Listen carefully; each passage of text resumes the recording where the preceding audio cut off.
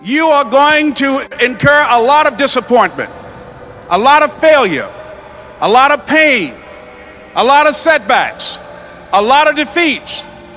But in the process of doing that, you will discover some things about yourself that you don't know right now.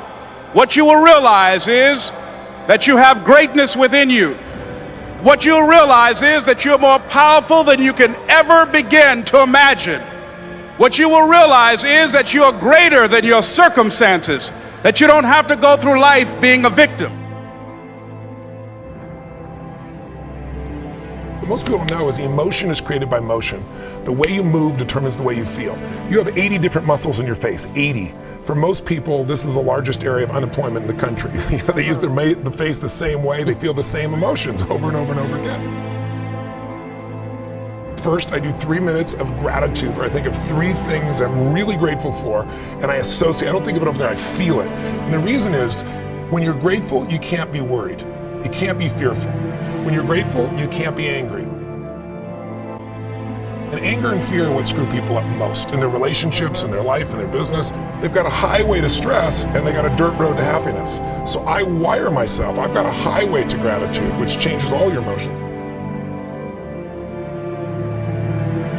There's a daily practice like priming. If you don't do that, if you get up and you just have no discipline whatsoever, you get no value of anything. If diets don't work when you don't do them, exercise doesn't work when you don't do them, but most of the people have some experiences that they want to shift.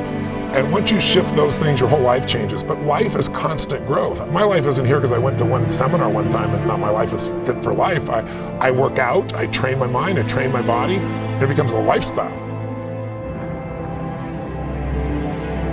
If you're not willing to go in there and face yourself, you're not gonna find anything.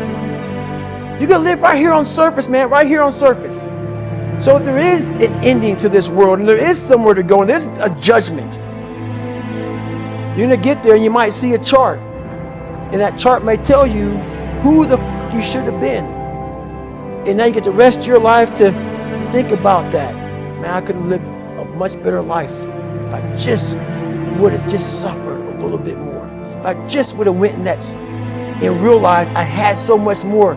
But fear and the 40% and living here versus living here, being afraid, stop me. The most important conversation you will ever have in your life is the one you have with yourself. You wake up with it, you walk around with it, you go to bed with it, eventually you're going to act on it, whether it's good or bad. You have to. That's why the whole thing about this book I have, it's about you. It is about you. It's strictly about you finding who you are. So many people die, live 100 years, never fucking know who they are. Never know who they are.